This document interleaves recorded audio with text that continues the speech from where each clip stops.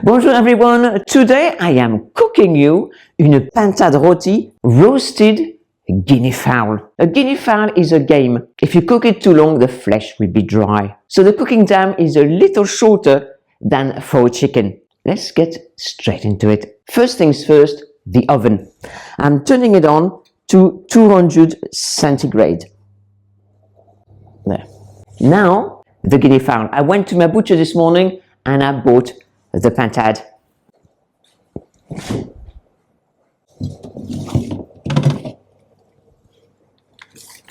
Here she is. This is a beautiful bird. Let's have a look. There. Une pintade fermière. So it comes from a butcher, so they put a sticker on, but you don't have any plastic with it, which I like. And he cut the head off for me. Beautiful, beautiful. You can see that it is a little different from a chicken. It's got color. The meat is darker here on the breast and on the leg. And you can see also that the feathers are dark black with some kind of white with it. So this is a pintade fermière, comes on the countryside. And this pintade has been bred in Normandy in the fresh air, which you can see here, élevé en plein air en Normandie. And because we are in Normandy here, this pintade is perfect for us. This is what makes cooking in France so wonderful. We have so many local produce, beautiful local produce, that it makes cooking really a treat. Always buy local if you can. Local produce is fresh. It has not traveled from a far area. It tastes so much better, and also you are helping the local producers. So how do we prepare it? Well, very simply indeed. I am going to take the baking dish. I like cooking everything in one dish in the oven if I can. So what I am going to do is put some olive oil at the bottom.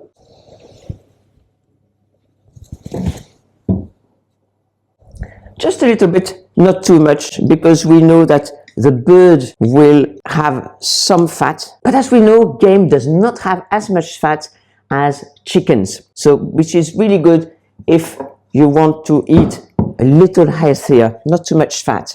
So a little bit of olive oil at the bottom. Now I am going to put the bird here. I want to put that in the bin.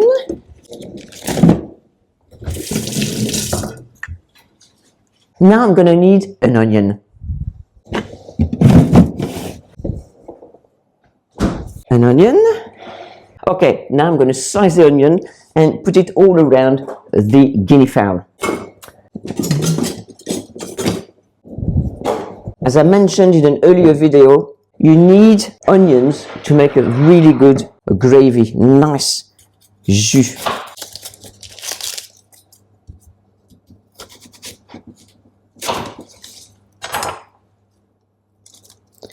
So I remove this. Whenever you roast a meat, whether it is beef, poultry, pork, lamb, you always need onion. It makes a fabulous gravy. It really gives a good taste to the gravy. And actually, I think you can't really have gravy without onion. So, okay, now just simply just slice it. Doesn't have to be perfect. It can be small segments of the onions if you like. Do it as you wish and do it the way you used to. So I'm putting onions all around, and what I'm going to do as well is put some underneath like that. Okay, so that while roasting, the onions while roasting will brown, and that gives us such a good taste to the gravy. Now what I need as well, what I like to do is put something in the body cavity. So I am thinking herbs, and we have fresh herbs in a garden, like such as thyme and rosemary. So let's go and get them.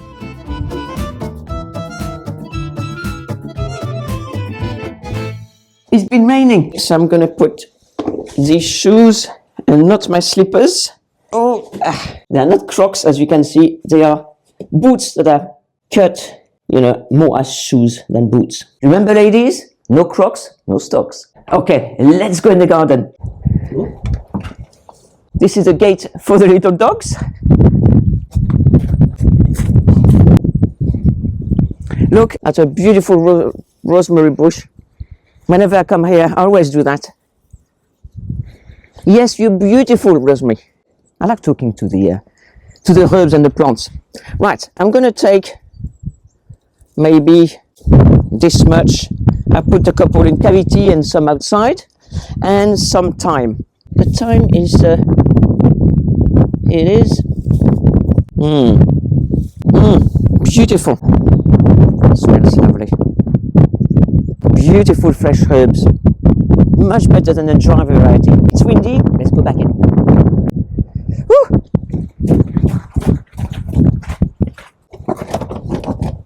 Oops. Come on, back to it. Let's get cooking. So let's rinse them first, just in case you've got spiders or something. Right, what I do is I will put those here on either side of the pintade. That's going to be for the gravy. Going to give a nice taste to the gravy. That as well for the gravy. And that these, I'm going to put that in the cavity.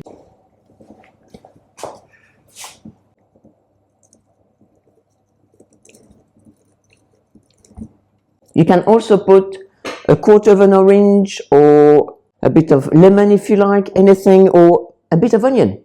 Well, let's put some onion in, because again, that's going to flavor the flesh of the pintade as it cooks. Very simple. Now, what do I need? Now, I'm going to put some olive oil over it and then some salt, coarse salt. So my salt is here. I'm going to need some that. So don't need much. So now, oh, I forgot. Where is my this? Okay, so now we're going to put some more olive oil over the top. Okay, and either with your fingers or your little pinceau, you just that all over so that it doesn't burn too much in the oven. Now some pepper.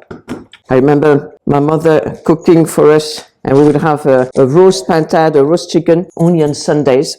It is seen as roast, so it's more of a Sunday food, not in the middle of the week. Growing up in the 70s, there was a big recession at that time, and no way could people afford to have a chicken in the middle of the week. It had to be Sunday. Now I think, because there's still space around it, we mustn't waste that space, and that's going to be wonderful if I put a few potatoes around it, so that the potatoes are cooked in the juices of the pintade. So potatoes, potatoes, potatoes. Just take a few, and that will be the accompaniment as well for the pintade. That's going to be part of a meal. Right. Let's peel them. Voila. I like peeling the potatoes. It's quite zen really, but I don't like to peel the potatoes. I like to cut them. I think it's from seeing my mum as well. She never peeled the potatoes. She never peeled them with the carrot peeler, but rather with a knife. So I believe that the way your mother cooks can really influence the way you cook. Did your mom influence your own cooking? Well, let us know and tell us your stories. 4 potatoes will do nicely. And I will also do some green beans. In France, we like roast chicken with French green beans, or French beans. I don't know how you call them. We call them les haricots verts. So that's going to be lovely. My mom used to do potatoes like that, or separately in a cocotte. So we call kind of a le creuset, black casserole dish, the really heavy ones, you know. And they're going to be so tasty. They're not going to be the crispy roasted potatoes. They're going to be soft but very juicy and very tasty. My dad used to grow potatoes, so we used to have fresh potatoes and fresh vegetables all the time. By the way, I wrote a vegetable book. Please let me know if you would like me to finish it and publish it, because it's been done years ago and I never finished it. So let me know if you would like to see my book published. Okay, the potatoes are peeled. Up. Let's put them here and cut them. You can cut them the way you want, either in length, in like, you know, quarters, or, you know, any which way you are used to. I'm going to do that and put them like so. Up. These are big potatoes, so maybe I'll do 3 for these. And again, they're going to be fantastic. Voila. It's going to be so nice. There's plenty of room in that dish. Obviously, you could do the pintade in a smaller dish if you don't want to cook the potatoes with it. So that's it, the potatoes are in. I'm going to put the dish in the oven for now, and I will add water a little bit later. Okay, now, in the oven, it goes.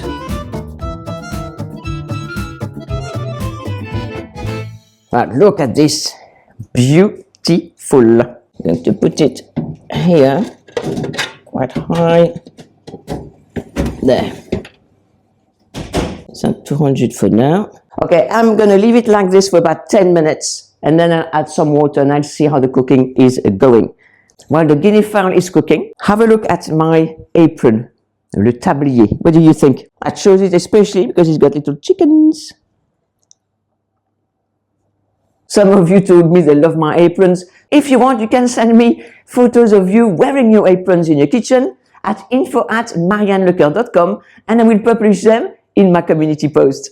Okay, so it's about 10-15 minutes since we've put the pintade into the oven, and already the kitchen is filled with beautiful, wonderful aromas.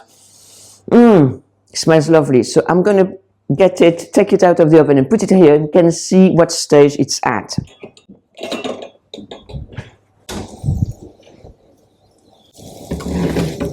Oh, look at that.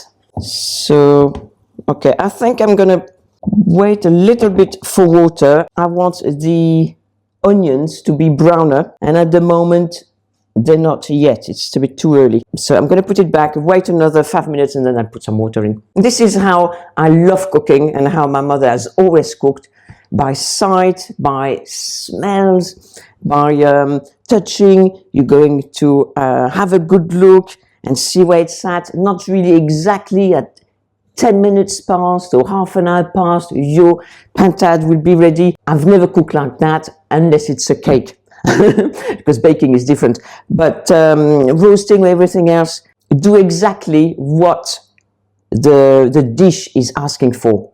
If you agree, let me know in the comments. It's a bit like style, don't you think? You do what the outfit needs, for those of you who follow me on my other channel. Okay, now let's put this beautiful bird back in. And now, let's go and do some work, and we'll come back later. Okay, so now altogether, it's been a good 20 minutes, so I'm going to add some water now. It's starting to roast. Look at this. It smells beautiful. Beautiful. Okay, we can see the onion is starting to color, and you can see that the skin's starting to color as well. I think it's time to add water. So over the pintade, over the potatoes, you need some more. Okay, I'm going to add a little bit of coarse salt over the potatoes. I've put in about a good glass of water, quantity-wise. It is a big dish. You need to have some water. Otherwise, things are going to start burning and sticking, which you don't want. And we want also to start a gravy. So it's good to have water. So it starts doing what it should be doing. Let's put it straight back into the oven. Let it cook now for another half hour. And see if it's ready, almost ready to take out. Okay, so it's been a half hour. Now let's see. Ooh, a lot of steam. Oh, I think it looks ready. Let's have a look.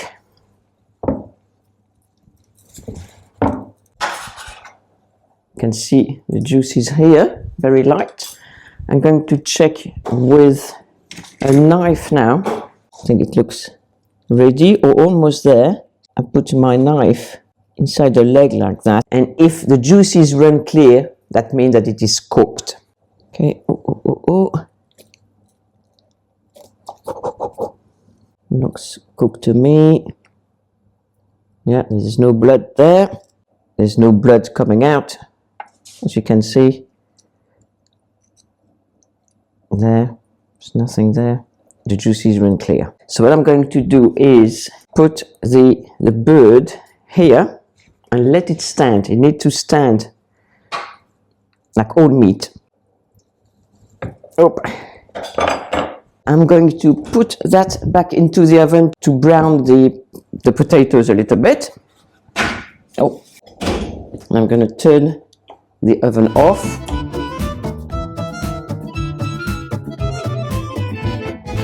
Okay, so now I'm going to let it stand. And why should you let meat stand a while before carving? Is because when it's cooking, the meat is really tense, that's what I want to say. But when you let it rest, it starts relaxing a bit, and then you can carve it. Otherwise, the meat's going to be much tougher. Well, let's cover it. Well, you can cover it with foil if you like, which is what I do if I have some. Cover it in foil to keep the heat in. There, that's it.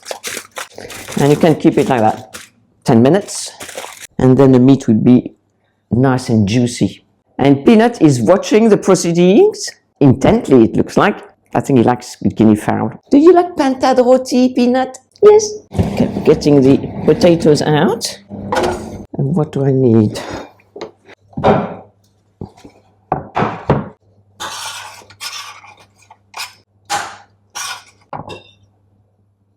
Here you are, a few potatoes on the plate. Look at this, it looks really nice. Oh, you can see the onions are cooked, it's beautiful. A little bit of gravy here. It is not gravy, it's more the jus de la viande. So now let's see. Oh, beautiful. Look at this, absolutely beautiful. I'm gonna cut a slice of meat here. Hey, do you want some? No, a piece of breast. You can see that it doesn't need as much time as a chicken. It's already well cooked.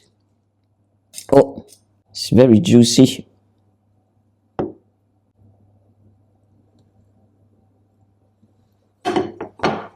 And now the final test. A little bit of onion.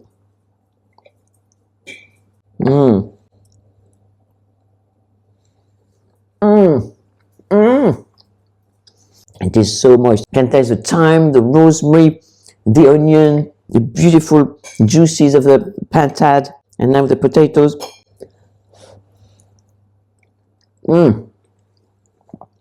The potato is really tasty, it's moist, it has cooked within the juices of the meat. There's a slight taste of onion, that is absolutely gorgeous.